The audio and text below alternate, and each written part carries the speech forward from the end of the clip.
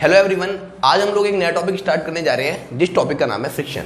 तो चलिए स्टार्ट करते हैं फ्रिक्शन को। फ्रिक्शन को स्टार्ट करने से पहले मैं आप सब लोग से एक छोटा सा क्वेश्चन पूछना चाहता हूँ कि प्रोबेबली आप सबको एक लॉ याद होगा जिसको हम बोलते हैं Newton's first law of motion. तो Newton first law of motion हमें ये बताता है अगर कोई बॉडी रेस्ट पे है तो वो अपनी स्टेट को मेंटेन करके रखना चाहेगी, मतलब वो रेस्ट पे रहना चाहेगी, और अगर कोई बॉडी मोशन में है तो वो बॉडी मोशन में रहना चाहेगी। बट अगर मैं आप लोगों से एक छोटी सी बात पूछूं कि लेट अस से आपने कोई ब्लॉक लिया और एक किसी ब्लॉक को लेने के बाद आपने उस ब्लॉक को थोड़ा सा पुश किया, means you have applied some force on the block, तो व्हाट विल हैपन, वो ब्लॉक जो होगा वो किसी सरफेस के ऊपर चलेगा और थोड़ी देर बाद वो जो ब्लॉक होगा वो अपने आप रुक जाएगा। तो क्या आप इस बात को सोच सकते हैं कि वो ब्लॉक जो है वो क्यों रुका? बिकॉज एज पर फर्स्ट लॉ ऑफ मोशन उस ब्लॉक को चलते रहना चाहिए था। एज पर फर्स्ट लॉ उस ब्लॉक को चलते रहना चाहिए था, but eventually it comes to rest. Okay, so it means अगर हम न्यूटन्स फर्स्ट लॉ को सेटिस्फाई करना चाहते हैं तो हमें यह बोलना पड़ेगा कि चलते हुए ब्लॉक के ऊपर कोई एडिशनल फोर्स लगी है, जिस एडिशनल फोर्स ने उस मोशन के ब्लॉक को स्टॉप कर दिया, ब्लॉक के मोशन को स्टॉप कर दिया। तो बेटा इसी को हम बोलते हैं फ्रिक्शन, कि जब भी कोई दो सरफेसेस आपस में कांटेक्ट में आते हैं तो उन दोनों के बीच में एक अपोजिंग फोर्स लगती है जो दोनों के मोशन को होने का अपोज करती है। इस फोर्स को हम लोग बोलते हैं फ्रिक्शन। तो अगर हम लोग फ्रिक्शन को डिफाइन करें तो आप लोग देख सकते हो, it is a force which opposes the relative motion between the two bodies. Friction कोई भी एक ऐसी फोर्स है जो कि किसी भी दो बॉडी के बीच के रिलेटिव मोशन को अपोज करती है। अब आप लोग पूछेंगे सर रिलेटिव मोशन क्या होता है? तो रिलेटिव मोशन के बारे में मैं आपको ऐसे समझाऊंगा कि अगर मैं आपसे बोलूं एक बॉडी है जिसको मैंने बोला फर्स्ट और इसके ऊपर एक बॉडी है, मैं इसको मैंने बोला सेकंड। मैंने क्या करा, इन दोनों बॉडी को अपने हाथ में पकड़ा और दोनों बॉडी को मैं इस तरीके से स्लाइड मूव करने लगा अपने हाथ में पकड़ने का। मान लो दो बॉक्सेस हैं और एक बॉक्स को मैंने ऊपर रखा, एक बॉक्स को नीचे। तो अगर मैं इस केस में आपसे पूछूं कि आपस में दोनों की रिलेटिव वेलोसिटी कितनी है, मतलब इसके पास भी वेलोसिटी v है, इसके पास भी वेलोसिटी v है, जिस वेलोसिटी से मैं इन दोनों को एक पर्टिकुलर डायरेक्शन में मूव करा रहा हूं। लेकिन अगर मैं आप लोगों से पूछूं कि बेटा इन दोनों की रिलेटिव वेलोसिटी कितनी है, तो आप बोलोगे सर कि रिलेटिव वेलोसिटी 0 है। रिलेटिव वेलोसिटी करने के लिए बेसिकली एक जनरल फॉर्मूला, हमें दोनों की वेलोसिटी को सब्ट्रैक्ट करना पड़ता है। बाकी आप लोगों ने सबने पढ़ा हुआ है रिलेटिव वेलोसिटी क्या होती है। नाउ अब अगर मैं बोलूं नीचे वाली बॉडी अपनी जगह रखी हुई है ग्राउंड पे और ऊपर वाली बॉडी को मैं नीचे वाली बॉडी के रेस्पेक्ट में मूव करा रहा हूं विद सम वेलोसिटी v, तो अब देख पा रहे हो कि ऊपर वाली बॉडी के पास कुछ वेलोसिटी होगी इसके रेस्पेक्ट में, तो यहां पे रिलेटिव वेलोसिटी का कंसेप्ट आ जाएगा कि वो उसके रिलेटिव में मूव कर रही है। पहले जब ये दोनों एक साथ मूव कर रही थी तो ये दोनों एक दूसरे के रिलेटिव मूव नहीं कर रही थी। ओके बच्चे, तो हम यहां पे बोलेंगे कि friction is a force which opposes the relative motion between the two bodies. जब भी कोई दो बॉडी एक दूसरे के ऊपर स्लाइड करना है, मूव करना चाहती है, तो एक फोर्स होती है जो कि दोनों के मोशन का अपोज करती है। तो इसी फोर्स को हम लोग बोलते हैं फोर्स ऑफ फ्रिक्शन या फिर ओनली फ्रिक्शन। अब अगर आप लोगों से पूछा जाए कि ये फ्रिक्शन क्यों आता है, तो देयर वर सेवरल थ्योरीज। आप लोगों ने छोटी क्लासेस में बहुत सारी थ्योरीज पढ़ी हैं कि फ्रिक्शन इस वजह से आ सकता है, इस वजह से आ सकता है। तो पहले मैं 2 मिनट आप लोगों को छोटे बच्चों वाली बात बताता हूं जो कि आपको 6th 7th 8th 9th में बताया जाता है कि फ्रिक्शन का कॉज ये होता है। तो ऐसा माना जाता है कि अगर कोई भी सरफेस है और उस सरफेस को हम लोग माइक्रोस्कोपिकली एग्जामाइन करें, what is the meaning of this, कि हम उस सरफेस को माइक्रोस्कोपिकली एग्जामाइन करें, मतलब उस सरफेस को माइक्रोस्कोप से देखें। तो जैसे अभी आपके सामने ये ब्लॉक 1 था, तो आपको ऐसा लग रहा था कि जब मैं इस ब्लॉक को ऊपर से देख रहा हूं तो इसका जो क्रॉस सेक्शन है वो बिल्कुल स्मूथ है, वो उसका जो क्रॉस सेक्शन है वो कैसा है, बिल्कुल स्मूथ। बट जब हमने इसको माइक्रोस्कोप से देखा तो हमें पता लगा कि एक्चुअल में जो इसका सरफेस है वो स्मूथ नहीं था, वो इस तरीके से कर्व था। इसको बोलते हैं इरेगुलरिटीज। क्या बोलते हैं? इरेगुलरिटीज। तो whenever we examine any surface through microscope it is found to have some irregularities over it. Similarly जो दूसरा वाला सरफेस होगा जो उसके कांटेक्ट में आया होगा, जो मैंने आप लोगों को बताया था, उसके पास भी कुछ इरेगुलरिटीज इस तरीके से रही होंगी, जिसको मैंने बोला था ब्लॉक नंबर 2। तो एक्चुअल में वो ऐसे लग रहे थे कि दोनों एक दूसरे के ऊपर रखे हुए हैं, बट जब हमने उनके बीच के सरफेसेस को माइक्रोस्कोप से एग्जामाइन करा तो हमें पता लगा कि वो दोनों स्मूथ नहीं थे, उन दोनों के बीच में इरेगुलरिटीज थी।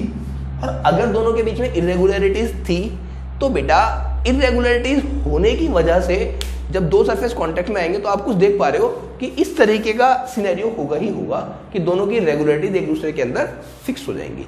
और जब दोनों की रेगुलरिटीज एक दूसरे के अंदर फिक्स हो जाएंगी तो इरेगुलरिटीज को फिक्स हो जाने की वजह से वो दोनों एक दूसरे के मोशन को अपोज कर रही होंगी। And this is the cause of friction as given by earlier theory. Okay, so this is the cause of friction. तो अगर आपसे एक लाइन में पूछा जाए कि what was the earlier cause of friction या ओल्डर व्यू ऑफ फ्रिक्शन, तो आप लोग बोलोगे the older view of friction is simply the irregularities present in the surfaces when observed microscopically. But later on this theory was failed. अब ये क्यों fail हो गई थ्योरी, इस बात को जरा थोड़ा सा समझते हैं हम लोग। अगर मैं आपसे बोलूं कि आपने एक ग्लास लिया इस तरीके का, ये कोई ग्लास का पीस है, समझ रहे हो, ये कोई ग्लास का सरफेस है एक तरीके से, बहुत स्मूथ है, बहुत ज्यादा स्मूथ। ओके, और इसके नीचे मैंने कोई दूसरा ग्लास का पीस रख दिया।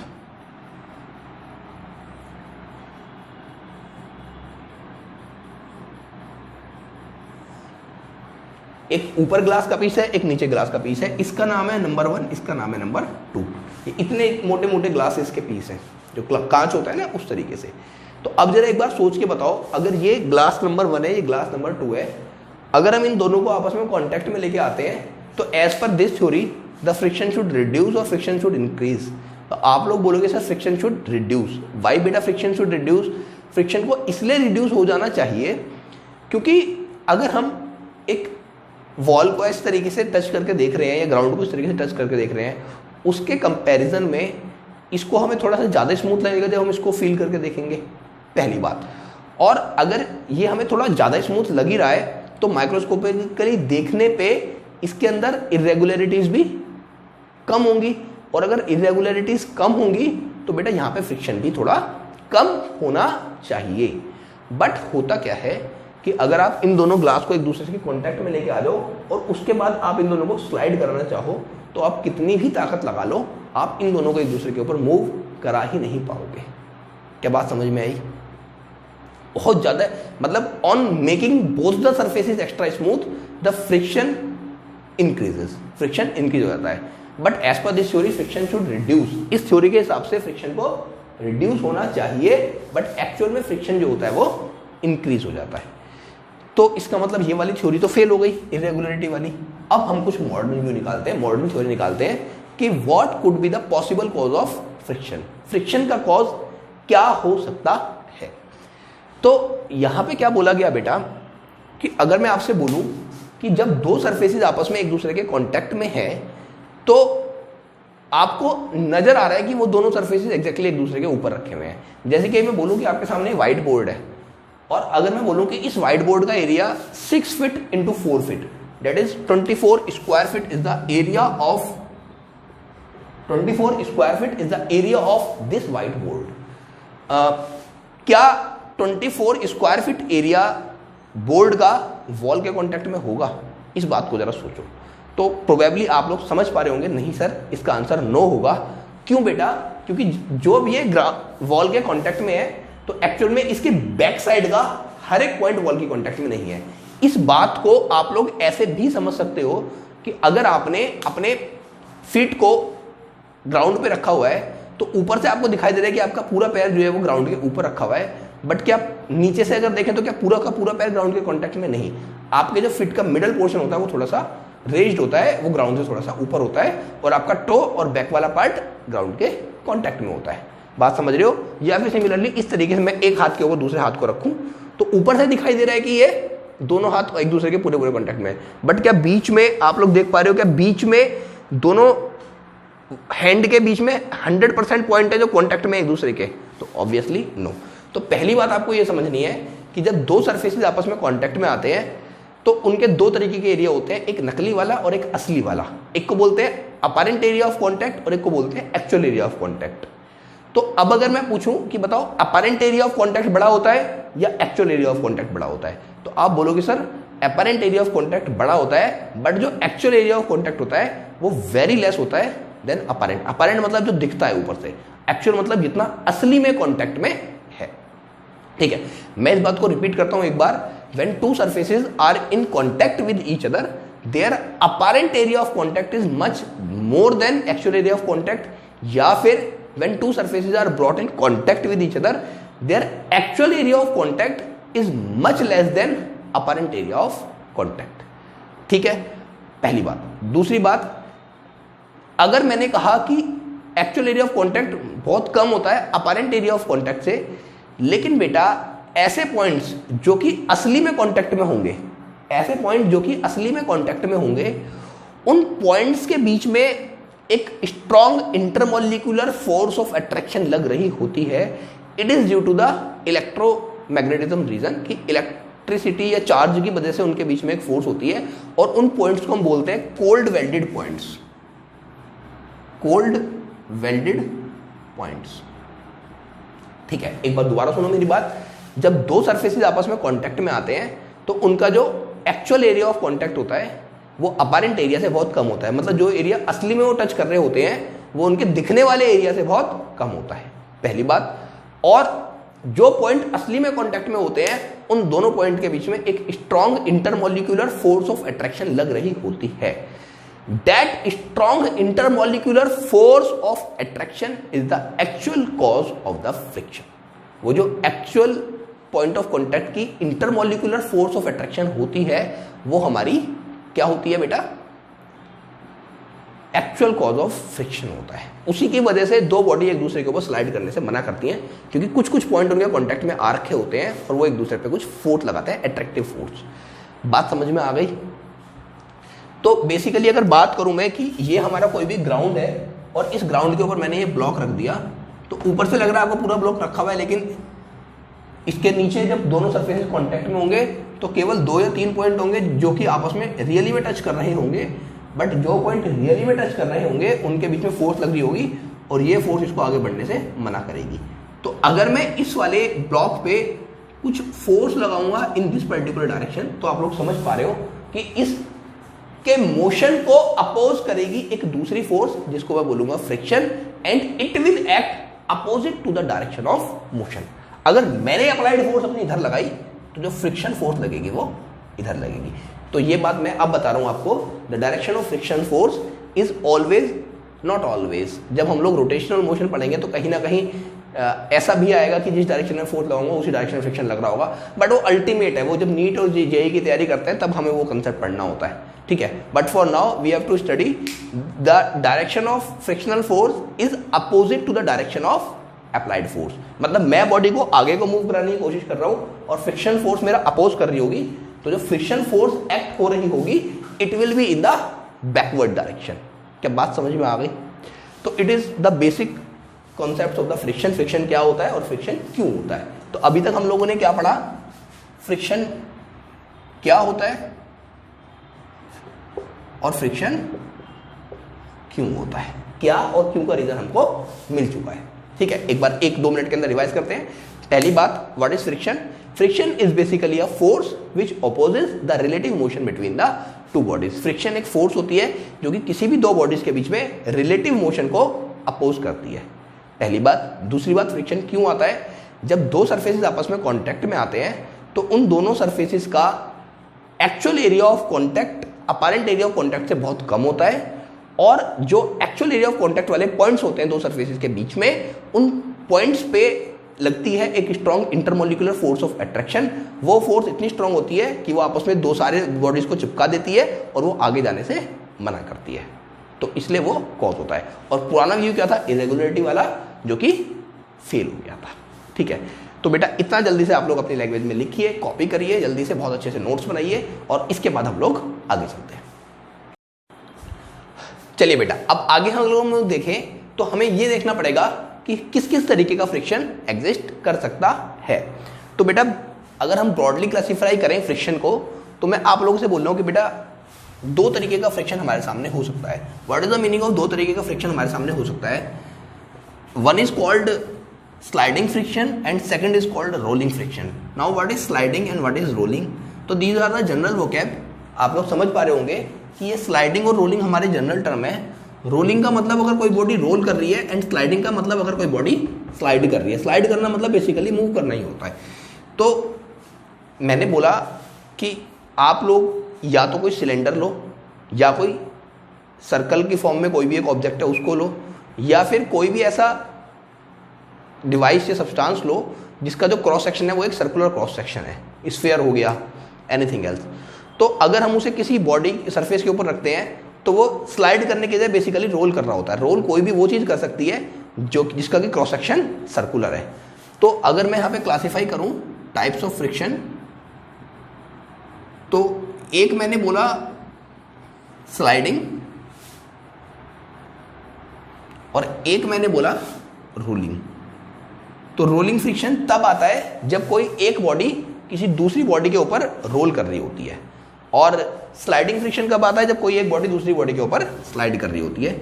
जैसे कि सिंपल इस तरीके से अगर हम इस पर फोर्स लगाएंगे तो ये बॉडी इसके ऊपर स्लाइड करेगी या फिर मूव करेगी, और यहाँ पे अगर हम लोग कुछ फोर्स लगाएंगे तो बेटा ये स्लाइड करने के बजाय रोल करेगी। तो बेसिकली रोलिंग फ्रिक्शन एक सेपरेट पार्ट है, इसको हम लोग लास्ट में पढ़ेंगे, बस थोड़ा सा, ज़्यादा नहीं पढ़ना अभी हमें ये। अभी हमें को बेसिकली बात करनी है किसकी, स्लाइडिंग फ्रिक्शन की। अब अगर हम लोग स्लाइडिंग फ्रिक्शन की बात करें तो स्लाइडिंग फ्रिक्शन के अंदर भी हमारे 3 तरीके के फ्रिक्शन आते हैं, जिसमें कि सबसे पहला होता है स्टैटिक फ्रिक्शन, दूसरा होता है बेटा limiting friction, and third is, या तो इसको बोलते हैं काइनेटिक फ्रिक्शन या फिर इसको बोलते हैं डायनेमिक फ्रिक्शन। ओके बच्चे, अब सबसे पहले हम लोगों को ये वाली बात समझनी है कि what is the meaning of static friction, what is the meaning of limiting friction, and what is the meaning of kinetic और डायनेमिक फ्रिक्शन। ठीक है, तो चलिए स्टार्ट करते हैं। मैंने आपको बोला कि आपके घर में एक बहुत भारी सा बॉक्स रखा हुआ है, और आपकी मम्मी ने आपको बोला कि आप इस बॉक्स को मूव करके किसी दूसरी जगह पे रख दीजिए, उठा के मतलब दूसरी जगह पे पहुंचा दीजिए। तो आप लोगों के अंदर इतनी ताकत तो नहीं है कि एक बहुत भारी सा बॉक्स है इतना बड़ा वाला, आप उसको उठा लें और दूसरी जगह पे रख दें। तो आप क्या करोगे, उस पर थोड़ा सा पुश करने की कोशिश करोगे जिससे कि आप उसे मूव करा के दूसरी जगह पे पहुंचा दो। तो होगा क्या कि मान लो ये आपका ग्राउंड था और ये आपका वो बहुत बड़ा वाला ब्लॉक था जिसको आप बॉक्स था जिसको आपको मूव करा के किसी दूसरी जगह पे पहुंचाना है। तो होगा ये कि जैसे ही आप इस पर कुछ फोर्स लगाना चाहोगे तो ये ब्लॉक मूव नहीं करेगा, और अगर किसी छोटे बच्चे को खड़ा कर दें तो वो कितनी भी ताकत लगाता रहे, छोटे बच्चे की ताकत लगाने से तो ये मूव ही नहीं करेगा। तो फिर आपने क्या करा, आपने जब इस पर फोर्स लगाई तो इसने मूव नहीं करा, तो आपने क्या करा कि इस पर फोर्स लगाते रहे लगाते रहे लगाते रहे लगाते रहे, इस तरीके से आपने इसको फोर्स लगाते रहे। थोड़ी देर में क्या हुआ कि जैसे जैसे आपने अपनी फोर्स को बढ़ाया तो एक सर्टेन पॉइंट था जहां तक कि इस ब्लॉक ने मूव करने के लिए मना कर दिया था, लेकिन जब आपने अपनी फोर्स को बहुत ज़्यादा बढ़ा दिया तो इस ब्लॉक ने मूव करना स्टार्ट कर दिया। तो अभी फॉर द टाइम बीइंग मैं केवल उस वाले पार्ट की बात कर रहा हूं जब तक इस ब्लॉक ने मूव करना स्टार्ट नहीं करा था। तो हो क्या रहा था कि आप यहां से फोर्स लगा रहे थे और ये आपको एक अपोजिंग फोर्स दे रहा था। बेटा फ्रिक्शन को हम हमेशा डिनोट करेंगे स्मॉल एफ से, और अप्लाइड फोर्स को जनरली हम लोग डिनोट करेंगे कैपिटल एफ से। तो आपके अपोजिशन में इसको एक फोर्स मिल रही थी जो कि फ्रिक्शन फोर्स थी, और ये ब्लॉक मूव करने के लिए मना कर रहा था। लेकिन ये फोर्स इतनी बढ़िया फोर्स है। अच्छा मान लो कि आपने 2 न्यूटन की फोर्स लगाई पहले और इस ब्लॉक ने मूव नहीं करा, आपने 3 न्यूटन की लगाई तब भी मूव नहीं करा, तो क्या आप ऐसे कह सकते हो कि ये वाली फोर्स भी बढ़ रही थी मेरे फोर्स लगाने के साथ साथ? तो एक सर्टेन पॉइंट तक जैसे जैसे मैंने अपने अप्लाइड फोर्स को बढ़ाया, एक अपोजिंग फोर्स आती चलेगी जो कि मेरे मोशन को रोकना शुरू कर रही थी, और एक मैक्सिमम लिमिट तक 10 न्यूटन तक उसने मेरी फोर्स को रोका। जब मैंने अपनी फोर्स 10 न्यूटन से बढ़ाई तो वो फोर्स कहने लगी नहीं, अब मैं इससे ज्यादा एक्ट नहीं हो सकती, अब आप अपने ब्लॉक को मूव करा सकते हो। तो बेटा ये वाला जो फ्रिक्शन है जो कि इनिशियली एक्ट होता है और केवल तब तक एक्ट होता है जब तक कि बॉडी मूव करना स्टार्ट नहीं कर देती। ये वाला फ्रिक्शन जो कि इनिशियली तब तक एक्ट होता है जब तक बॉडी मूव करना स्टार्ट नहीं कर देती, या फिर दोनों बॉडीज आपस में रेस्ट पे होती हैं, इस वाले फ्रिक्शन को हम लोग बोलते हैं स्टैटिक फ्रिक्शन। तो if we have to define the static friction then we will say static friction it is the force of friction which comes into play when the two bodies और two surfaces are at rest और relatively at rest, या फिर when the till the point the motion between them is not started, that particular friction is called static friction। बेटा probably आपको बात समझ में आ गई होगी कि स्टैटिक फ्रिक्शन क्या होता है। It is a force of friction which comes into play into between the two surfaces when the motion between them is not started, तो this particular friction is called static friction। अब बेटा दूसरे की अगर हम लोग बात करें तो एक टर्म आती है जिसको हम बोलते हैं लिमिटिंग फ्रिक्शन। तो मैंने आपको बताया कि कोई ना कोई एक मैक्सिमम वैल्यू रही होगी, जैसे कि मैंने यहां पे बोला 10 न्यूटन, कि 10 न्यूटन तक ये वाली फोर्स बढ़ रही थी और 10 न्यूटन के बाद इसने बढ़ना बंद कर दिया, अब हम ब्लॉक को मूव करा सकते हैं। तो स्टैटिक फ्रिक्शन की वो वाली मैक्सिमम वैल्यू जहां तक कि फ्रिक्शन बढ़ेगा और उस पॉइंट के बाद बढ़ना बंद कर देगा, या फिर ऐसे बोलो it is the force of friction between the two bodies when the motion between them is just to start, motion start होने ही वाला है, तो जो मैक्सिमम वैल्यू होगी फ्रिक्शन की वो कहलाएगी लिमिटिंग फ्रिक्शन। तो दो तरीके से हम लोग इसे डिफाइन कर सकते हैं, either we can say the limiting friction is the maximum value of static friction और it is the force of friction which comes into play when the motion between the two bodies is just to start. दोबारा सुन लो एक बार दोनों definition. Limiting friction can simply be defined as the maximum value of static friction. Static friction बढ़ते बढ़ते जो अपनी लिमिट तक पहुंच जाएगा उसको हम लोग बोलेंगे लिमिटिंग फ्रिक्शन, या फिर हम लोग क्या बोलेंगे कि limiting friction is the force of friction which comes into play when the motion between the two bodies is just to start. Okay बच्चे, अब इसके बाद हमारा एक थर्ड काइंड ऑफ फ्रिक्शन आता है जिसको हम लोग बोलते हैं या तो काइनेटिक फ्रिक्शन या फिर डायनामिक फ्रिक्शन। अब बताओ जरा ये काइनेटिक या डायनामिक फ्रिक्शन क्या होता है। अब मान लो कि मैंने अपनी फोर्स को 10 न्यूटन से बढ़ा के 12 न्यूटन कर दिया और मेरी जो ब्लॉक है, मेरा जो बॉक्स है उसने मूव करना स्टार्ट कर दिया, आपकी मेहनत सक्सेसफुल हुई। जो आपकी मम्मी ने बोला था कि आपको ब्लॉक को मूव कराना है, उस ब्लॉक ने मूव करना स्टार्ट कर दिया। अगर उस ब्लॉक ने मूव करना स्टार्ट कर दिया तो बच्चे क्या फ्रिक्शन खत्म हो गया? जी नहीं, अब भी फ्रिक्शन खत्म नहीं हुआ। अब भी एक अपोजिंग फोर्स लग रही होगी जो कि उसको अपोज कर रही होगी, बट प्रैक्टिकली होगा क्या कि वो जो फोर्स होगी वो थोड़ी सी लिमिटिंग वाली फ्रिक्शन से कम होगी। मतलब अब जब पता है ना आपको, ऐसे आपने कभी गाड़ी को धक्का मारा है जो खराब गाड़ी होती है कि गाड़ी नहीं चल रही रोड पे, आपको धक्का मारना है, तो पता क्या होता है, पहले गाड़ी मूव नहीं करती, आप पूरी मेहनत करते हो थोड़ी देर तक, लेकिन अगर एक बार मूव करना स्टार्ट हो जाती है तो आपको बहुत कम फोर्स लगानी पड़ती है और बहुत कम फोर्स लगाने से वो मूव कर रही होती है। तो दिस इज द कंसेप्ट कि ये जो काइनेटिक फ्रिक्शन है इसकी वैल्यू होती है कुछ, लेकिन वो लिमिटिंग फ्रिक्शन से कम होती है। कहने का मतलब इनडायरेक्टली हम ऐसे कह सकते हैं, अगर मुझे किसी बॉडी के मोशन को स्टार्ट करना है तो मुझे थोड़ी सी ज़्यादा मेहनत करनी पड़ती है, लेकिन अगर मुझे किसी बॉडी के मोशन को मेंटेन करना है, चलना शुरू कर दिया, तो मुझे थोड़ी सी कम मेहनत करनी पड़ती है।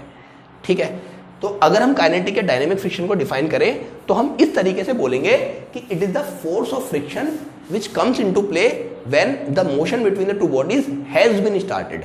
अब दो बॉडी के बीच का मोशन स्टार्ट हो चुका है। So the force which is acting throughout the motion whenever the body is moving and we are applying some force, that friction is called kinetic or dynamic friction। क्या बात समझ में आ गई बेटा सबको? प्रोबेबली बहुत अच्छी तरीके से बात आपको समझ में आ गई होगी कि 3 काइंड ऑफ फ्रिक्शन कौन कौन से होते हैं। Number 1 is static, number 2 is limiting, number 3 is dynamic और काइनेटिक। तो स्टैटिक की अगर हम लोग बात करें तो स्टैटिक फ्रिक्शन वो वाला फ्रिक्शन है जो कि तब लगता है जब दो बॉडी के बीच में मोशन स्टार्ट नहीं हुआ होता, हम बस फोर्स लगा रहे होते हैं, फ्रिक्शन फोर्स भी अपनी फोर्स को बढ़ा रहा होता है। थोड़ी देर बाद स्टैटिक फ्रिक्शन अपनी मैक्सिमम वैल्यू पे पहुंच जाता है, मैं फोर्स बढ़ा रहा हूं, तो वो जो मैक्सिमम वैल्यू स्टैटिक फ्रिक्शन की होती है, जहां पे पहुंचने के बाद बॉडी के बीच का मोशन स्टार्ट होने ही वाला है, बॉडी के बीच का मोशन स्टार्ट होने ही वाला है, उस फोर्स को हम लोग बोलते हैं limiting friction. And number 3 is kinetic और डायनेमिक फ्रिक्शन। ये वो वाला फ्रिक्शन है जो तब रोल प्ले करता है जबकि दो बॉडी के बीच में मोशन स्टार्ट हो चुका होता है और इसकी वैल्यू थोड़ी सी कम होती है लिमिटिंग फ्रिक्शन से। तो बेसिकली अब हम लोगों को एक ग्राफ प्लॉट करना है, जिस ग्राफ के अंदर हम लोगों को ये मेंशन करके पूरा दिखाना है, रिप्रेजेंट करना है कि किस तरीके से फ्रिक्शन एक्ट हो रहा होता है जब हमें किसी ऑब्जेक्ट को मूव कराना है अपनी फोर्स को लगा के। तो ये जो ग्राफ होगा, this graph will be between applied force versus friction force. किस किस के बीच का ग्राफ होगा बेटा? ये applied force versus friction force. ठीक है, तो स्टार्ट करते हैं बेटा इस ग्राफ को। मैंने यहां पे एक y एक्सिस बनाई और एक x एक्सिस बनाई। तो मैं क्या करता हूं बेटा, इस x एक्सिस पे मैं मान लेता हूं अप्लाइड फोर्स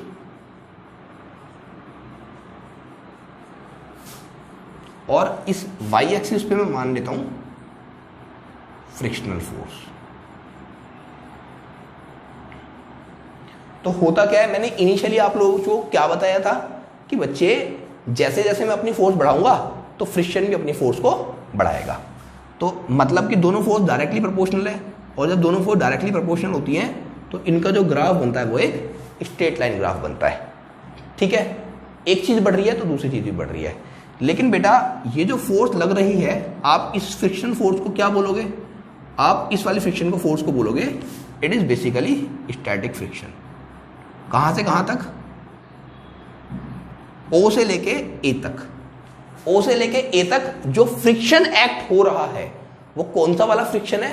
स्टैटिक फ्रिक्शन। कि मैंने अप्लाइड फोर्स को बढ़ाया, फ्रिक्शन भी बढ़ता चला गया, और ए पॉइंट तक जो भी फ्रिक्शन है वो कौन सा फ्रिक्शन है? Static friction. लेकिन ए पॉइंट पे पहुंचने के बाद जो हमारा फ्रिक्शन हो जाएगा उस फ्रिक्शन को बेटा मैं क्या बोलूंगा? उस फ्रिक्शन को हम लोग बोलेंगे लिमिटिंग फ्रिक्शन।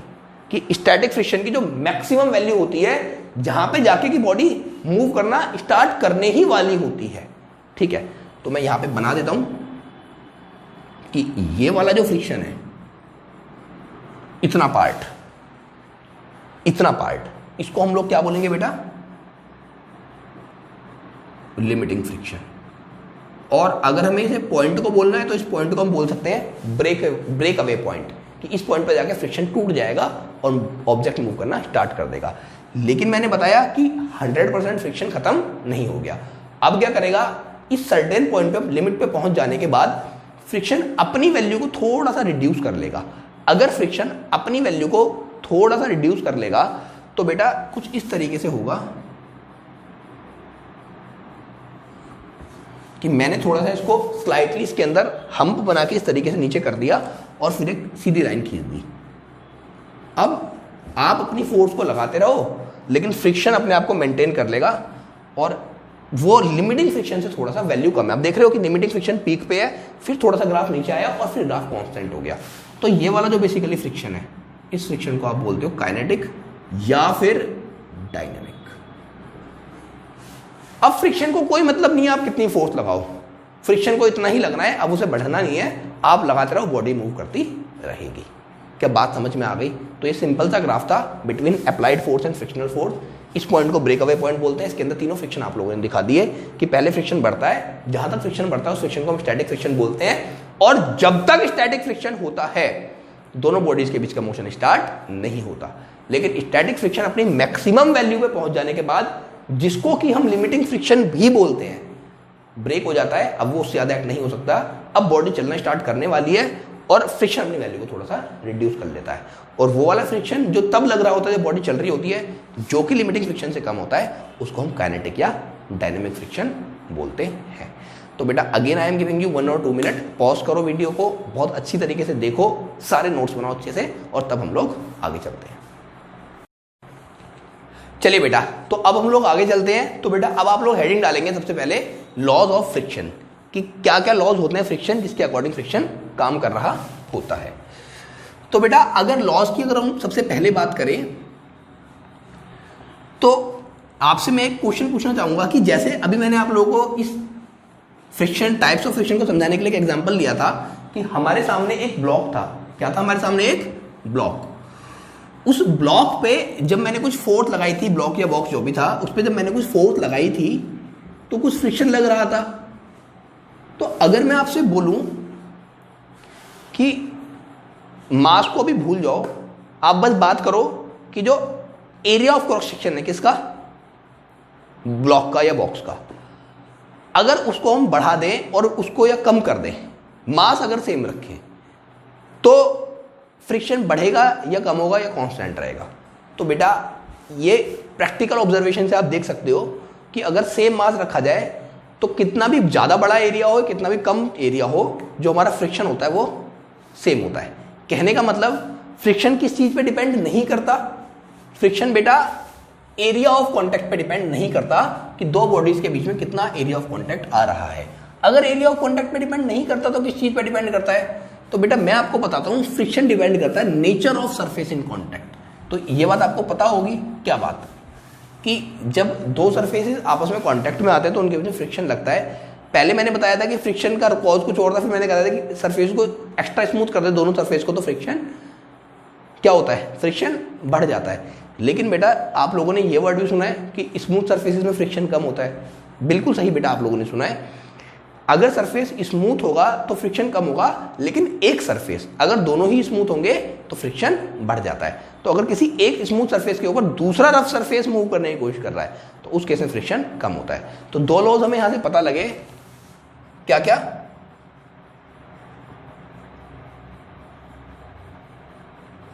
नंबर फर्स्ट हमें जो पता लगा बेटा वो ये है कि friction is independent of area of the surfaces in contact. लिख देता हूं मैं एक बार इस बात को।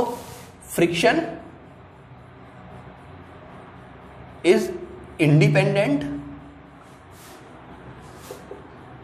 Of the area of surfaces in contact. Number second बेटा हम लोगों को क्या पता लगा? सेकंड हम लोगों को यह पता लगा कि फ्रिक्शन इस बात पे डिपेंड करता है कि जो दो सरफेस आपस में कांटेक्ट में आ रहे हैं उन दोनों के बीच में नेचर ऑफ द सरफेस किस तरीके से है उन दोनों का। ठीक है, तो मैं लिख दिया मैंने इसको, it depends on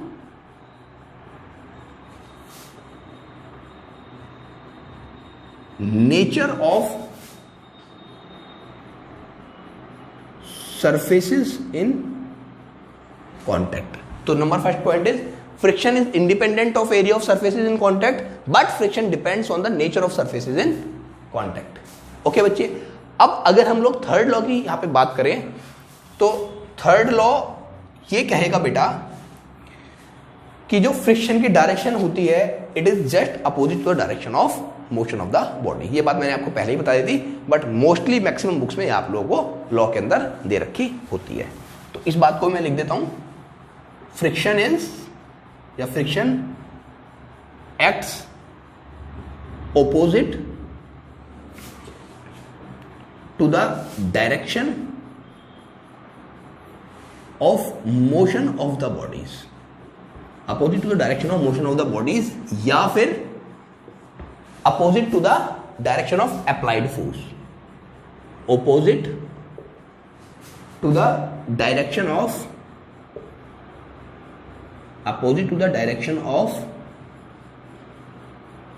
applied force। Okay बेटा, तो these are the three laws of the friction. अभी तीन पढ़े हैं, अभी दो लॉ में और बताऊंगा, जल्दी से 1 मिनट के अंदर कॉपी करिए। तो what you can do, either you can copy at the very same time I am writing over the board और you can pause the video, but at this moment I am going to rub all these 3 points because आप लोग video देख रहे होगे तो आप लोग इसको नोट डाउन कर सकते हो स्टॉप करके। अब बेटा एक क्वेश्चन मैंने आप लोगों से पूछा, उसी वाले ब्लॉक की हम लोग बात करते हैं। कौन से वाले ब्लॉक की? जो ब्लॉक हमको मूव करना था, जो हमारी मम्मी ने बोला था कि इस ब्लॉक को आपको बॉक्स को मूव करके कहीं और पहुंचाना है, और वो एक बहुत भारी बॉक्स या भारी ब्लॉक था। तो मैंने आपको ये बोला कि ये हमारा ब्लॉक है और एक दूसरा ब्लॉक हमारे सामने है जो कि बहुत ही बड़ा है। तो जब मैंने कहा था कि एरिया ऑफ कॉन्टैक्ट पे डिपेंड नहीं करता, दैट इंप्लाइज कि वो दोनों जब एरिया ऑफ कॉन्टैक्ट पे डिपेंड नहीं कर रहा तो दैट इंप्लाइज मास उन दोनों का सेम हो, तब एरिया कम ज्यादा हो तो उस पर डिपेंड नहीं करता। लेकिन अगर मैं आपसे बोलूं कि इसका मास बहुत भारी है कैपिटल एम और इसका मास बहुत हल्का है जिसको मैंने बोला स्मॉल एम, तो आप लोग समझ पा रहे हो कि आपको इस ब्लॉक को मूव करने में ज्यादा प्रॉब्लम होगी या इसको, तो ऑब्वियसली इसको, कि इसको आप पुश करते रहोगे ये बहुत देर बाद जाके मूव करेगा क्योंकि ये बहुत भारी है। अच्छा, भारी होने से क्या हो रहा है? भारी होने से यही तो हो रहा है कि हर बॉडी के वर्टिकली डाउनवर्ड एक फोर्स लग रही होती है जिसको हम बोलते हैं बॉडी का वेट। कितना? mg। ये फोर्स कहाँ को लग रही है? वर्टिकली डाउनवर्ड डायरेक्शन में। इसमें भी लग रही होगी ये वाली फोर्स और ये वाली फोर्स इसमें भी लग रही होगी। अगर ये वाली फोर्स इसमें भी लग रही होगी और इसमें भी लग रही होगी तो बच्चे ये बताओ कि ये फोर्स नीचे को लग रही है और हमको किधर को पुश करना है? इधर को। हम अप्लाइड फोर्स इधर को लगा रहे हैं, इसमें भी और इसमें भी। तो फिर कहीं ना कहीं ये बात निकल के आ रही है कि यही वाली जो फोर्स है जो कि हमारे मोशन का अपोज कर रही है, बट फ्रिक्शन तो इस डायरेक्शन में लगता है, अपोजिट टू द मोशन। तो फिर mg मोशन को अपोज कैसे कर सकती है? ये जो mg फोर्स है ये मोशन को अपोज कैसे कर सकती है? तो नीचे लग रही है और फ्रिक्शन इधर लग रहा है। तो अब हमें इस चीज का रीजन ढूंढना पड़ेगा कि मास ज्यादा होने से फ्रिक्शन ज्यादा क्यों हो जाता है। क्योंकि भारी ब्लॉक को मूव करने में ज्यादा मेहनत करनी पड़ती है, हल्के ब्लॉक को मूव करने में कम मेहनत करनी पड़ती है। तो इसका मतलब somewhere mass is affecting the motion और mass is increasing the friction. तो now we have to search out the reason how that mass is giving its component or you can say contribution to the friction. Okay?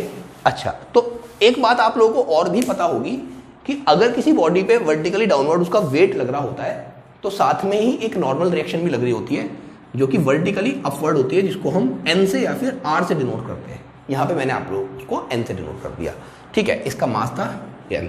इसी तरीके से यहाँ पे भी इस capital M मास की body में इसका वेट लग रहा होगा नीचे को और इसका नॉर्मल रिएक्शन लग रही होगी ऊपर को। अगर वेट लग रहा होगा नीचे को और वर्टिकल नॉर्मल रिएक्शन लग रही होगी वर्टिकली अपवर्ड, तो बेटा अगर इक्विलिब्रियम की हम लोग बात करते हैं तो मैंने बहुत अच्छे समझाया हुआ है कि n बराबर mg होता है। अगर बॉडी हॉरिजॉन्टल प्लेन में रखी हुई है तो n बराबर mg होता है, क्योंकि ना बॉडी ऊपर को जा रही होती ना बॉडी नीचे को जा रही होती। लेकिन बेसिक सिनेरियो समझ में आया कि मैं क्यों समझा रहा हूँ ये, क्योंकि हमें पता लगा कि मास बढ़ने से बॉडी में फ्रिक्शन बढ़ जाता है। क्यों बढ़ जाता है वो हमें देखना है। तो इसके लिए मैंने आपको दो बात बताई, किसी भी बॉडी में नीचे को लग रही होती है क्या? वेट mg और वर्टिकली अपवर्ड लग रहा होता है नॉर्मल रिएक्शन। तो अब जरा समझो आगे की बात जो हमें फोर्थ लॉ समझना है। फोर्थ लॉ ये कहता है कि फ्रिक्शनल फोर्स उतनी ज्यादा होती है जितनी ज्यादा बॉडी के ऊपर नॉर्मल रिएक्शन होती है। क्या बोला मैंने? फ्रिक्शनल फोर्स उतनी ज्यादा होती है जितनी ज्यादा बॉडी के ऊपर नॉर्मल रिएक्शन लग रही होती है। अगर फ्रिक्शनल फोर्स उतनी ज्यादा होती है जितनी ज्यादा नॉर्मल रिएक्शन लग रही होती है तो हम यहां पे कह सकते हैं frictional force is directly proportional, frictional force is directly proportional to the normal reaction. Frictional force is directly proportional to the normal reaction. If frictional force is directly proportional to the normal reaction, then we can say F is directly proportional to N. मतलब जितनी ज्यादा ये N लग रही होगी, और N कहां से आ रही होगी? बेसिकली वेट से, 100% वेट से उसी केस में आ रही होगी जब हॉरिजॉन्टल रखी होगी। इंक्लाइन पे रखेंगे तो कुछ और होगा, लेकिन कहीं ना कहीं आपको पता है कि जो नॉर्मल रिएक्शन होती है वो कहां से आती है? वेट, मतलब वेट वर्टिकली डाउनवर्ड लग रहा होता है, नॉर्मल रिएक्शन ऊपर। तो इस नॉर्मल रिएक्शन की वैल्यू डिपेंड करती है वेट पे। तो मैंने आपको बताया कि frictional force is directly proportional to the normal reaction. If frictional force is directly proportional to the normal reaction, तो अगर इस प्रोपोर्शनैलिटी को हम लोग हटाएंगे तो हम क्या लिखेंगे? एक नया कांस्टेंट जिसको हम बेटा बोलते हैं म्यू इंटू एन।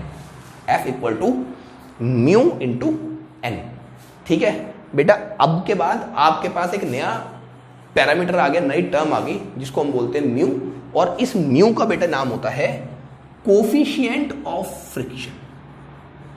जल्दी से बोलो बेटा, क्या नाम होता है इसका? कोफिशिएंट ऑफ फ्रिक्शन, ठीक है।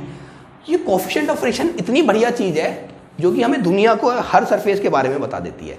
बेसिकली होता क्या है कि अगर मुझे बताना है कि किसी सरफेस का फ्रिक्शन कितना ज़्यादा कितना कम, तो कुछ मत करो, उसका एक नंबर होता है जिसको हम म्यू बोलते हैं, कोफिशिएंट ऑफ फ्रिक्शन। दुनिया में हर सरफेस का एक नंबर होता है जिसको हम बोलते हैं mu, that is called coefficient of friction. ठीक है, अब इस कोफिशिएंट ऑफ फ्रिक्शन को अगर हम लोग डिफाइन करेंगे तो कैसे करते हैं, तो बेटा इसको डिफाइन करने का यही तरीका होता है कि म्यू इक्वल टू, यहां से अगर हम म्यू की वैल्यू निकालने लग रहे होंगे तो म्यू कितना आएगा, एफ अपॉन एन।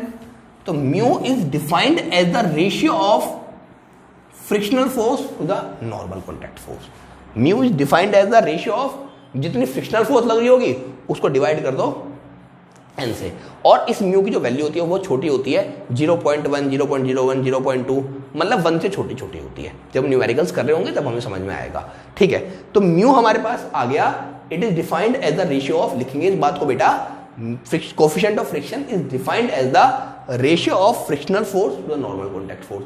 अब बात समझ में आई कि अगर नॉर्मल कॉन्टैक्ट फोर्स बढ़ेगी तो फ्रिक्शन भी बढ़ेगा। दैट्स वाई भारी मास को मूव करने में ज्यादा मेहनत करनी पड़ती है। ठीक है, और हर बॉडी का एक, हर सरफेस का एक फिक्स नंबर होता है, इसको हम कोफिशिएंट ऑफ फ्रिक्शन बोलते हैं, और उसको हम डिफाइन करते हैं frictional force to the normal contact force. Coefficient of friction mu is defined as the ratio of frictional force to the normal contact force. ठीक है बच्चे, इसकी कोई यूनिट नहीं होती क्योंकि ये दो फोर्स का रेशियो है, ये भी एक फोर्स है और ये भी एक फोर्स है। अगर ये भी एक फोर्स है और ये भी एक फोर्स है तो फोर्स को फोर्स से डिवाइड करेंगे तो इसकी कोई यूनिट नहीं होगी, ये एक प्योर नंबर होगा जो कि हर सरफेस के लिए एग्जिस्ट करता है। अब मुझे एक बात आप लोगों को बतानी है कि बेटा ये म्यू आप देख रहे हो कि रेशियो है किस किस का, फ्रिक्शन फोर्स का और नॉर्मल कॉन्टैक्ट फोर्स का, बट मैंने कहा कि ये सरफेस की प्रॉपर्टी होती है, ना ये फ्रिक्शन फोर्स पे डिपेंड करता ना ये नॉर्मल कॉन्टैक्ट फोर्स पे। कैसे? ऐसे आपके 12th क्लास तक बहुत सारी टर्म्स, बहुत सारी कांस्टेंट आएंगे जो कि रेशियो होंगे दो क्वांटिटी का, लेकिन ना वो ऊपर वाले पे डिपेंड करेंगे ना वो नीचे वाले पे डिपेंड करेंगे। ऐसे कैसे? देखो ऐसे कह रहा हूं कि मैंने कहा मेरा फ्रिक्शन था 20 और नॉर्मल कॉन्टैक्ट फोर्स थी 40, 20 को 40 से डिवाइड करा कितना आया 1/2। ठीक है, अगर मैंने इसको 20 से 30 कर दिया तो नॉर्मल कॉन्टैक्ट फोर्स अपने आप 60 हो जाएगी, सच दैट की रेशियो मेंटेन रहेगा। मेरी बात समझ रहे हो? क्योंकि सरफेस की प्रॉपर्टी जिस सरफेस पे मूव करा रहे हैं कि अगर हम वहां पे फ्रिक्शन नॉर्मल कॉन्टैक्ट फोर्स बढ़ाएंगे तो फ्रिक्शन भी अपने आप बढ़ जाएगा, सच दैट की दोनों की रेशियो कांस्टेंट रह पाएगी। पहली बात। दूसरी बात बेटा, ये कोफिशिएंट ऑफ फ्रिक्शन दो तरीके के हो सकते हैं, एक स्टैटिक के लिए और एक काइनेटिक के लिए। स्टैटिक के लिए बोलेंगे कोफिशिएंट ऑफ स्टैटिक फ्रिक्शन, जिसकी वैल्यू थोड़ी सी लिमिटिंग फ्रिक्शन की बात करेंगे। स्टैटिक तो बढ़ते बढ़ते मैक्सिमम लिमिटिंग में पहुंच जाता है, तो अगर लिमिटिंग की बात करेंगे तो लिमिटिंग फ्रिक्शन का जो कोफिशिएंट होगा वो थोड़ा ज्यादा होगा कोफिशिएंट ऑफ काइनेटिक फ्रिक्शन या फिर कोफिशिएंट ऑफ डायनेमिक फ्रिक्शन से। एक्चुअली बुक्स में आपको अलग अलग लॉज दे रखे होते हैं, स्टैटिक फ्रिक्शन के, काइनेटिक फ्रिक्शन, इसके लिमिटिंग फ्रिक्शन के अलग लॉज और इसके अलग। मैं अलग नहीं बता रहा, लॉज सारे वही होते हैं। तो मैंने बस यहाँ पे बताया आपको डिफरेंशिएट करके कि ये जो कोफिशिएंट होगा ये दो तरीके का हो सकता है, बट ज्यादातर हमें न्यूमेरिकल्स में यूज करना पड़ेगा म्यू के मतलब coefficient of kinetic friction. Mu के means coefficient of kinetic friction, कि वो वाला कोफिशिएंट ऑफ फ्रिक्शन जब दो बॉडीज आपस में चलना स्टार्ट कर देंगी। ठीक है, तो जल्दी से बेटा इसको पूरा पॉज करके आप लोग पूरा नोट डाउन कर सकते हैं, एक बार पूरा रिवाइज कर लो जितना भी पढ़ा है। एक लॉ, 5th लॉ आप और भी लिख सकते हो कि friction is independent. Kinetic friction की बात करें तो kinetic friction is independent of the velocity of the object, velocity independent of the applied force, क्योंकि जितना लगना है वो लगना ही लगना है। ठीक है, तो that could be mentioned as the point number 5 and it is all about the law number, all about the laws of friction. तो बेटा प्लीज जल्दी से आप इस सारे को पॉज करके कर लीजिए, और if you give permission then I can rub it, but करना ही पड़ेगा रब तो, क्योंकि हमें थोड़ा सा आगे बढ़ना है। ठीक है, चलो बच्चे अब हम लोग एक टॉपिक पढ़ने जा रहे हैं, एंगल ऑफ फ्रिक्शन। बेसिकली दो टॉपिक पढ़ रहे होंगे, एक एंगल ऑफ फ्रिक्शन, एक एंगल ऑफ रिपोज। तो पहले हम लोग एंगल ऑफ फ्रिक्शन को समझते हैं, और एंगल ऑफ फ्रिक्शन को समझने के बाद फिर हम लोग नेक्स्ट टॉपिक पे चलेंगे जिसे हम बोलेंगे एंगल ऑफ रिपोज।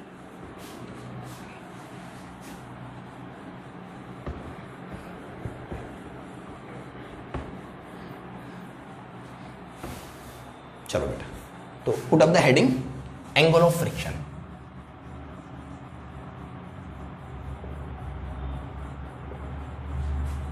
बेटा अगर हम लोग एंगल ऑफ फ्रिक्शन की बात करें तो ऐसे समझेंगे कि अगर कोई भी बॉडी ग्राउंड पे रखी हुई है and now I have to do the analysis of this particular body, तो just tell me what all will be the forces acting on this particular body. तो there will basically number first force is weight of the body acting vertically downward, normal reaction acting vertically upward. Say I have applied force in this particular direction, that is F. So if the applied force will be in this particular direction, then frictional force will be opposite to the direction of applied force, means frictional force will be in this particular direction.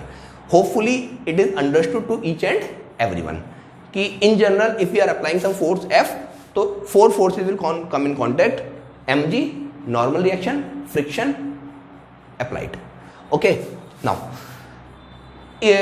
अगर आप लोगों को vector बहुत अच्छे तरीके से clear हो तो बेटा आप लोगों ने एक रिजल्टेंट का कंसेप्ट पढ़ा होगा कि हम किसी भी दो वेक्टर को ऐड कर सकते हैं. ऐड करने का एक फॉर्मूला होता है और उस फॉर्मूले के बाद उन दोनों वेक्टर को ऐड करके जो उनका रिजल्टेंट आता है वो उन दोनों के बीच में कहीं आता है. तो अगर मैं बात करूं, one is normal contact force and one is frictional force. तो ये दोनों एक फोर्स है, मतलब दोनों वेक्टर क्वांटिटी है.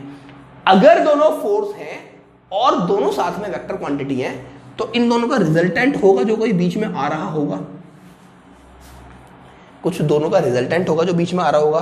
ठीक है बच्चे, तो it is the net resultant of frictional force and normal contact force. ठीक है, अब चलो मैं इसको डिनोट कर देता हूं आर से, लेकिन आर से कोशिश करना ना करो. क्यों? क्योंकि रिजल्टेंट को दिखाते हैं आर से, बट यहां पे कभी कभी नॉर्मल रिएक्शन को भी आर से दिखा देते हैं. ठीक है, तो पहली बात आपको पता लगा कि हमने एक नेट वेक्टर निकाला. किस किस का नेट वेक्टर?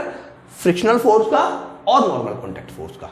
ठीक है, ये जो रिजल्टेंट होगा फ्रिक्शनल फोर्स का और नॉर्मल कॉन्टैक्ट फोर्स का, ये कितना एंगल बना रहा होगा नॉर्मल कॉन्टैक्ट फोर्स से.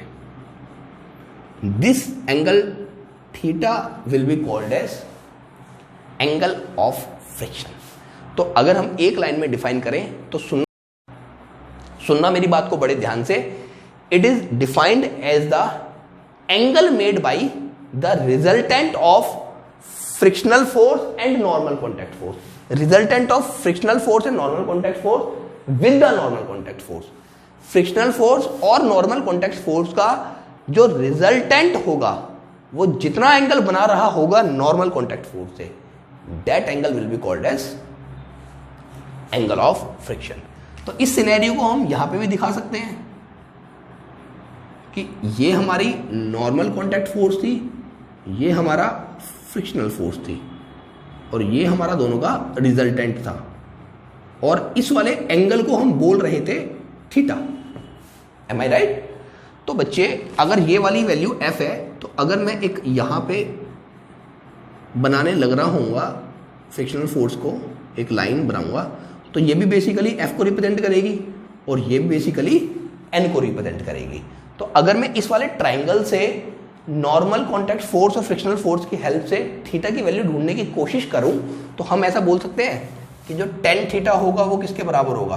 Ten theta equal to perpendicular upon base. तो tan theta basically equal to F upon N. अगर tan theta equal to F upon N होगा तो मैं यहाँ पे लिख देता हूँ. तो इसी तरीके से हम लोग एंगल ऑफ फ्रिक्शन को निकाल सकते हैं. ठीक है, तो डेफिनेशन में एक बार लिख देता हूं. It is the angle made by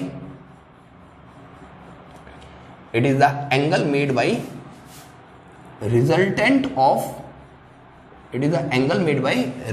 of किस किस का? Frictional force.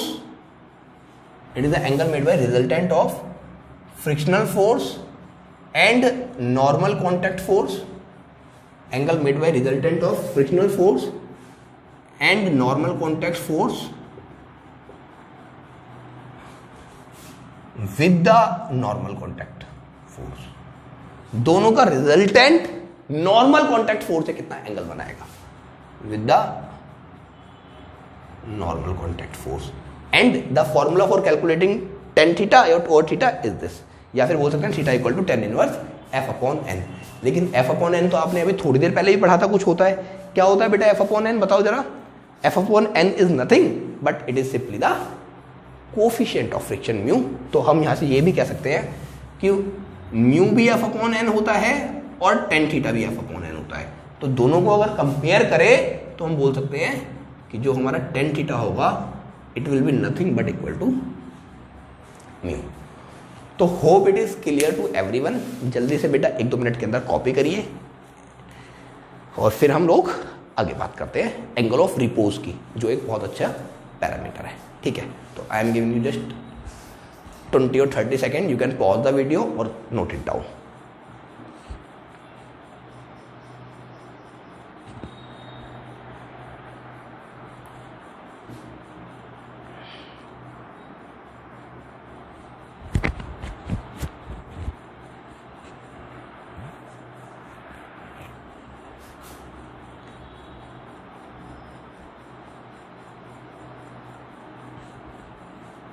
चलो बेटा अब आगे चलते हैं। तो चलो बेटा, तो अब हम लोग लास्ट टॉपिक देखते हैं आज की वीडियो के लिए, जिसको हम लोग बोलेंगे एंगल ऑफ रिपोज। तो पुट अप द हेडिंग और बड़े ध्यान से समझना, एंगल ऑफ रिपोज भी इंपॉर्टेंट कंसेप्ट है।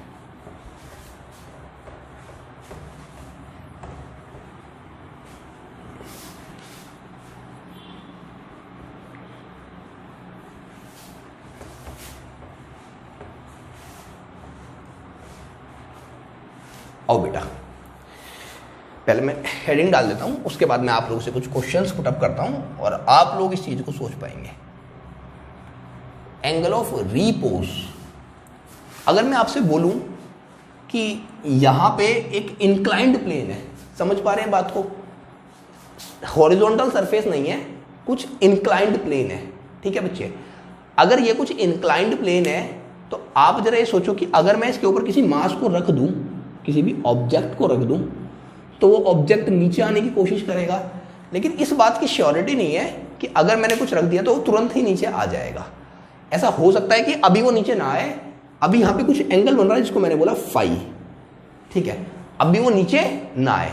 लेकिन पक्का से अगर मैं इस एंगल को इंक्रीज करना शुरू करूंगा तो एक पर्टिकुलर एंगल ऐसा आएगा जिस एंगल पे पहुंचने के बाद ये जो ब्लॉक होगा ये नीचे स्लाइड करना स्टार्ट कर देगा। समझ रहे हो बात को? देखो, एंगल कम करूंगा तो कोई फर्क नहीं पड़ेगा, ये नीचे नहीं आएगा। लेकिन एंगल बढ़ाऊंगा, अभी नीचे नहीं आ रहा, एक सर्टेन एंगल पे पहुंच जाने के बाद ये नीचे आना स्टार्ट कर देगा। ठीक है, उसी वाले स्पेशल एंगल को हम लोग बोलेंगे एंगल ऑफ रिपोज। हिंदी में सुनो मेरी बात को बड़े ध्यान से। एंगल ऑफ रिपोज वो वाला एंगल होता है जो कि कोई भी इंक्लाइंड प्लेन बनाता है हॉरिजॉन्टल से, जिस एंगल पे उसके ऊपर रखा हुआ मास या फिर कोई भी ऑब्जेक्ट स्लाइड करना शुरू कर दे। उससे कम एंगल होगा तो स्लाइड नहीं करेगा, उससे ज्यादा होगा तो स्लाइड करेगा ही करेगा। लेकिन वो क्रिटिकल केस है, वहां पे पहुंचने के बाद इंक्लाइंड प्लेन का एंगल बढ़ाते बढ़ाते बढ़ाते उस एंगल पे पहुंच जाने के बाद ब्लॉक ने स्लाइड करना स्टार्ट कर दिया। क्या मेरी बात समझ पाए? दोबारा सुनो, angle of repose is the minimum angle made by inclined plane with the horizontal line at which the object placed over it just began to slide. बस वो स्लाइड करना शुरू ही कर रहा है। अगर आप एंगल बढ़ाओगे तो स्लाइड पक्का करेगा, एंगल कम करोगे तो नहीं करेगा, because we have defined it is the minimum angle. क्या बात समझ पाए? बहुत अच्छे से लिख देता हूं मैं इस बात को। Angle of repose, it is the minimum angle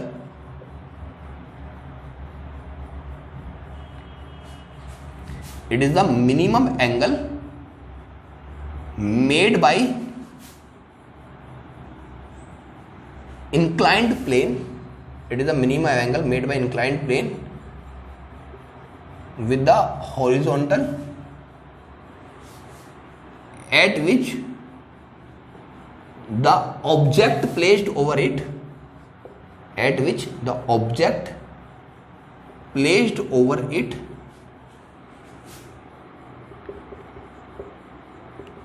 just begin to slide. ये वो मिनिमम एंगल है जो कि कोई भी इंक्लाइंड प्लेन हॉरिजॉन्टल से बनाता है, जिस एंगल पे उसके ऊपर रखा हुआ ऑब्जेक्ट स्लाइड करना स्टार्ट करते हैं।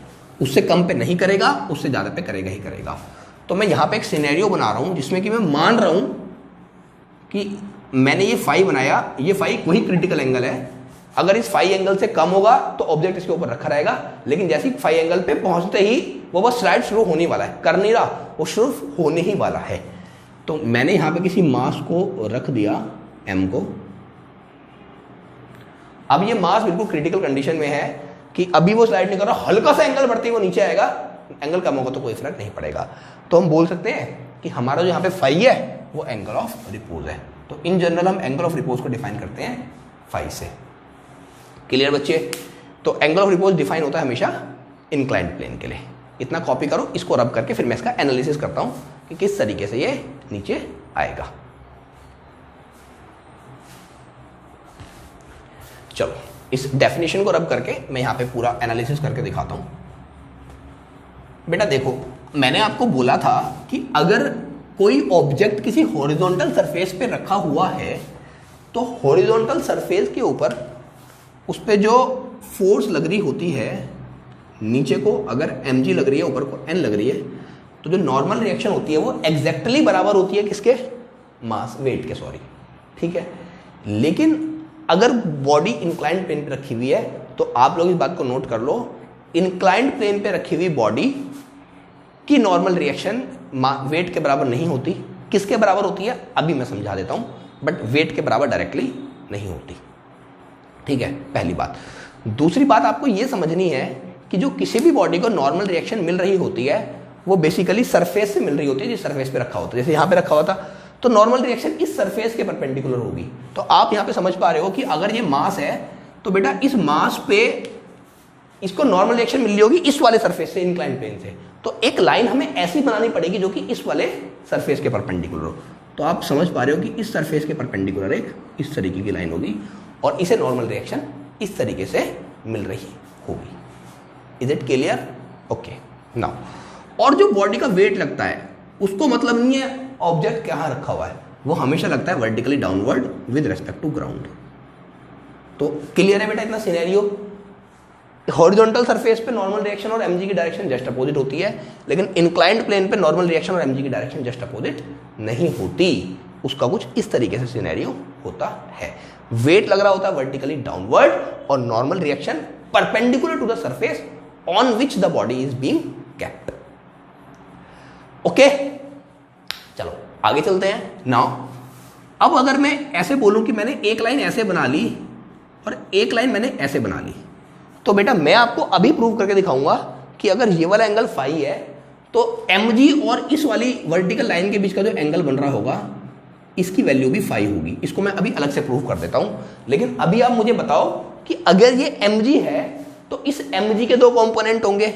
अगर ये कहीं से एंगल फाई बना रहा है तो आप लोगों ने वेक्टर्स बहुत अच्छे तरीके से पढ़ा होगा, तो आपको पता होगा कि mg के बेटा दो कंपोनेंट होते हैं। कौन कौन से? एक होगा mg cos फाई, जहां से वो एंगल फाई बना रहा है या थीटा बना रहा है, वहां पे किसी भी वेक्टर का जो कंपोनेंट होता है वो vector multiplied by cos theta होता है, और उसके परपेंडिकुलर में क्या होता है? Vector multiplied by sin theta. तो यहाँ पे फाई एंगल है तो it will be mg cos phi and mg sin phi. Is it understood to everyone कि कोई भी बॉडी इंक्लाइंड प्लेन पे रखी हुई है तो उसका वेट वर्टिकली डाउनवर्ड लगता है, नॉर्मल रिएक्शन सरफेस के परपेंडिकुलर लगती है, और इस mg के दो कंपोनेंट होते हैं, एक mg cos फाई एक mg sin फाई। अब मैं आपको ये वाली बात बताता हूँ कि वो वाला एंगल फाई क्यों होगा, क्योंकि शायद ये बहुत सारी बुक्स में आपको नहीं मिलता और बच्चे सोचते रहते हैं, बस हम बना तो देते हैं, क्योंकि आगे जब बहुत सारे न्यूमेरिकल करेंगे आप डायरेक्ट इस एंगल को फाई ले लोगे और फिर तुरंत तोड़ उसके कंपोनेंट्स ब्रेक करके करके सारे क्वेश्चन सॉल्व कर दोगे।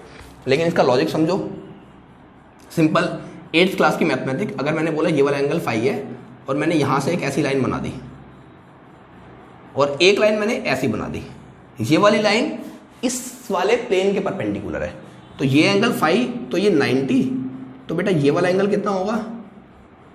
पक्का ये वाला एंगल होगा 90 माइनस फाई। ये बताइए आपको, तीनों का सम 180 होगा तो एक एंगल फाई एक 90, तो थर्ड एंगल 90 माइनस फाई होना मजबूरी है। और ये जो लाइन है ये पूरा वाला एंगल सरफेस से 90 है, ये पूरा, तो पूरा एंगल 90 है, ये 90 माइनस फाई है, तो इसको फाई होना ही पड़ेगा, तभी जाके तीनों का सम 90 आ पाएगा, दोनों का sum, sorry 90 minus five plus five दोनों मिलके 90 बन जाएंगे। तो डेट्स वाई जो एंगल यहां बन रहा होता है वही एंगल हमारा यहां बन रहा होता है, इस वाली लाइन से और वर्टिकल से। ठीक है, चलो अब जरा आगे की बात सुनेंगे। अब देखो बेसिकली यहां पे क्या हो रहा होगा कि ये नॉर्मल रिएक्शन बैलेंस कर रही होगी, mg को नहीं, मैंने बताया था mg केवल नॉर्मल रिएक्शन की वैल्यू उस वाले केस में होती है जब बॉडी हॉरिजॉन्टल सरफेस पे रखी हुई होती है। अब बॉडी हॉरिजॉन्टल सरफेस पे तो नहीं रखी हुई, इंक्लाइन पे रखी हुई है, तो आप लोग देख पा रहे हो कि नॉर्मल रिएक्शन mg नहीं, उसके अपोजिट में क्या लग रहा है, mg का एक कॉम्पोनेंट लग रहा है mg cos phi। तो हम यहां पे बोल देंगे कि n बराबर होगा mg cos phi के। अच्छा, लेकिन बॉडी इंक्लाइंड प्लेन से नीचे आने की कोशिश करेगी, कौन सी फोर्स की वजह से? तो सर mg sin phi की वजह से। mg sin phi वो फोर्स है जो कि ड्राइविंग फोर्स है, जो ऐसी फोर्स है जो कि इस वाले ऑब्जेक्ट को नीचे लेके आएगी। अगर mg sin phi वो वाली फोर्स है जो कि इसको नीचे लेके आएगी, तो बेटा mg sin phi के अपोजिट में लग रहा होगा फ्रिक्शन। पक्का, फ्रिक्शन तो एक फोर्स होती है जो कि आती ही आती है जब बॉडी एक दूसरे के ऊपर मूव करना चाहती है। तो mg sin phi को कौन अपोज कर रहा होगा? फ्रिक्शन, और ये दोनों एक दूसरे को बैलेंस कर रही होंगी। अच्छा, बॉडी नीचे आ पाएगी? नहीं आ पाएगी। मैंने थोड़ी देर पहले बोला था ये वो वाला एंगल है जिस एंगल पे बॉडी स्लाइड करना स्टार्ट करेगी। अगर इसे एंगल बढ़ा दे तो नीचे आएगी आएगी, कम कर दे तो नीचे नहीं आएगी। तो इट सिंपली इंप्लाइज बेटा कि अगर ये क्रिटिकल एंगल है तो इस पे ऑब्जेक्ट रुका हुआ है, और ऑब्जेक्ट अगर रुका हुआ है तो सारी फोर्सेस एक दूसरे को बैलेंस करके जीरो कर रही होंगी। मतलब normal reaction mg cos phi को जीरो कर रही होगी और mg sin phi f के बराबर रही होगी, तभी जाके ये दोनों ने एक दूसरे को कैंसिल कर दिया होगा। लेकिन अगर एंगल बढ़ेगा तो mg sin phi बढ़ेगा, और mg sin phi बढ़ेगा तो फ्रिक्शन फोर्स कम पड़ जाएगी और बॉडी नीचे आना शुरू कर देगी। लेकिन अभी मैंने यहाँ पे जो phi माना हुआ है वो क्रिटिकल एंगल माना हुआ है, रिपोज माना हुआ है कि इस एंगल पे अभी तक कुछ नहीं हुआ, बस थोड़ा सा बढ़ते ही बॉडी नीचे आएगी। तो इट मीन्स यहां पे तो बैलेंसिंग हो रही होगी। तो अगर phi एंगल ऑफ रिपोज है, if phi is angle of repose, अगर phi हमारा एंगल ऑफ रिपोज है तो बेटा फ्रिक्शनल फोर्स बराबर होगी mg sin phi के। ठीक है बच्चे, अगर फ्रिक्शनल फोर्स बराबर होगी mg sin phi के तो it is equation number 1, it is equation number 2। दोनों इक्वेशन को डिवाइड करेंगे, 2 को ऊपर लिखेंगे, 1 को नीचे लिखेंगे। तो बेटा क्या आ जाएगा यहां से, mg sin phi upon mg cos phi will be equal to f upon n। mg will get cancelled and now tan phi becomes f upon n। तो अगेन बेटा tan phi की वैल्यू कितनी आ गई? Frictional force upon normal contact force. Here phi is angle of repose, angle of friction नहीं है, वहां पे थीटा था एंगल ऑफ फ्रिक्शन। लेकिन बहुत अच्छी बात है, हम यहां से ढूंढने की कोशिश करते हैं कि tan थीटा की वैल्यू भी कितनी होती है? f अपॉन n, और tan phi की वैल्यू भी f अपॉन n होती है। अगर दोनों की वैल्यू यही होती है तो बेटा हम यहां से क्या कह सकते हैं, हम यहां से क्या कह सकते हैं कि दोनों को अगर कंपेयर करें तो हम बोल सकते हैं tan phi will be equal to tan theta and phi equal to theta. और इसके बाद आप लोग लिखेंगे बड़ी इस सुंदर सी हैंड राइटिंग में कि angle of repose is equal to angle of friction. Angle of repose जो होता है वो एंगल ऑफ फ्रिक्शन के बराबर होता है। लेकिन मैं आपको इस चीज को ग्राफिकली भी रिप्रेजेंट करता हूँ पिक्चर में, कि कहाँ ग्राफिकली नहीं, फिजिकली रिप्रेजेंट कर देता हूँ। अगर मैं बोलूँ इन दोनों का जो रिजल्टेंट होगा वो बेटा बीच में आएगा। किस किस का रिजल्टेंट? फ्रिक्शनल फोर्स का और नॉर्मल कॉन्टैक्ट फोर्स का रिजल्टेंट। तो मान लो ये रिजल्टेंट है फ्रिक्शनल फोर्स का, नॉर्मल कॉन्टैक्ट फोर्स का, ये जितना एंगल बनाएगा नॉर्मल कॉन्टैक्ट फोर्स है वही एंगल कहलाएगा थीटा, एंगल ऑफ फ्रिक्शन। तो आप लोग देख पा रहे हो कि बेटा ये दोनों एंगल वर्टिकली अपोजिट है, वैसे भी इनको इक्वल होना ही चाहिए था, और हमने मैथमेटिकली भी प्रूव कर दिया कि ये दोनों बराबर है। ठीक है, तो it is all about, this is called angle of repose and it is all about angle of repose. वो वाला एंगल जो कि इंक्लाइंड प्लेन बनाए हॉरिजॉन्टल से, जिस एंगल पर अगर बॉडी रखी हुई है तो वो जस्ट अपने मोशन को स्टार्ट करने ही वाली है। मतलब अभी तक वो इक्विलिब्रियम में है, थोड़ा सा एंगल बढ़ते ही वो नीचे आना स्टार्ट कर देगी। ठीक है, तो हमने उसे कैलकुलेट कर लिया। तो किसी भी सरफेस के लिए हम निकाल सकते हैं कि फ्रिक्शनल फोर्स और नॉर्मल कॉन्टैक्ट फोर्स को डिवाइड कर दें तो वहां पे हमारे पास आ जाएगा एंगल ऑफ रिपोज। ठीक है, तो thank you so much for today. आज की वीडियो में इतना ही, अगली वीडियो में हम लोग कुछ और बात करेंगे। चलो।